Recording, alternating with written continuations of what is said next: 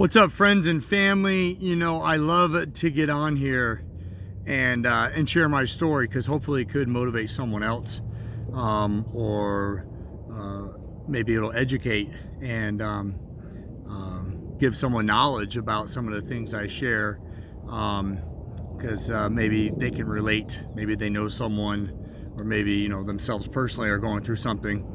But I do come on here and I talk a lot about mental illnesses, as I do battle several of them. Diagnosed bipolar with BPD, which is borderline personality disorder, ADHD, and both of those were diagnosed in my 30s, and I'm 42, and at 18, OCD. And they all have their uniquenesses, their strengths, and they're tough. They're tough. Mental illnesses are tough, especially, when you really haven't been dealing with them at an early age. So, not that that's any easier, I guess, but it's just, when you feel like you're kind of established on who you are and what you want to do and what you're currently doing, and then you're diagnosed, it actually, it changes you. And, you almost have to go a different direction, or, they're always going to be there. You just get better at being able to function with them. And so bipolar highs and lows, and with BPD they go even faster, and some of you might even kind of witness that with me in social media, kind of coming in and out, and that's okay, because I'm on here as me. And again, being a coach and a motivator since I was 15 years old, it's now time to really share some deep parts of my story, some hard chapters, some good chapters, and in that way, I can spread that story and hopefully motivate and change lives with it, but and help others. So you may witness that, but part of the ups and downs that I do have on social media, my BPD or my bipolar, or even my addictions, which I don't talk necessarily in detail on what those are. Mental illnesses, there's just not a lot of awareness.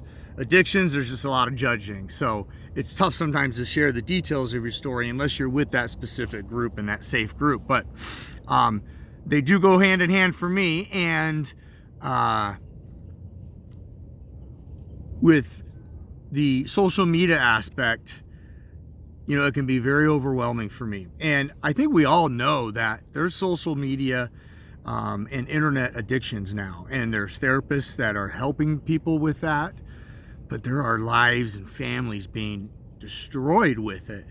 And there's a new show on Netflix called Social Dilemma, and it's a really good documentary. The creators of all this YouTube, social media, Facebook, Instagram, Google, these are all the creators, and they've stepped out because this AI, artificial intelligence, is taking over, and they're not stopping it. It's unstoppable right now because there are no regulations on it, and it's creating issues for people, for society, social polarism, anxiety, depression, suicide in young females is through the roof now. And it's just, we need to wake up.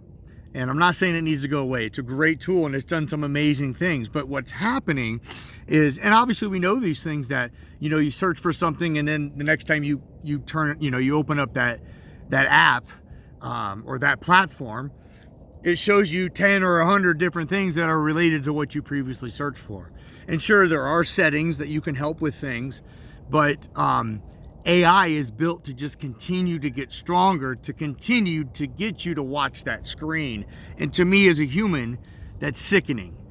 I understand that these are good tools for daily use, but when you're using it to cope with anxiety because you happen to be now standing next to someone in person, our worlds are so much they're within a screen now, that outside that screen is where we actually have the anxiety now.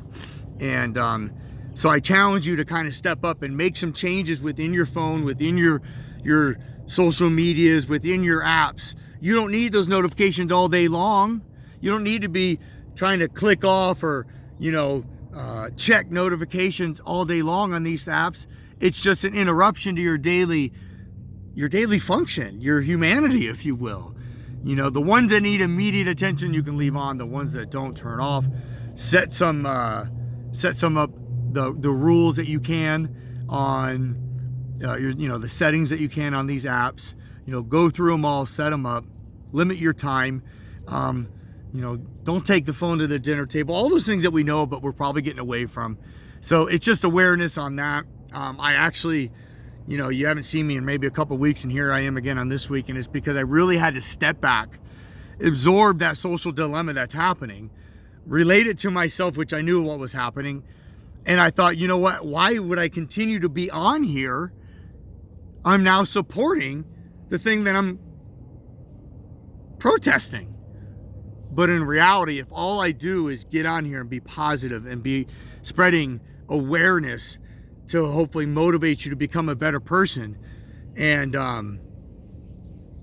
hopefully for us to become better humans in a better society, then I'm going to be on here all day long.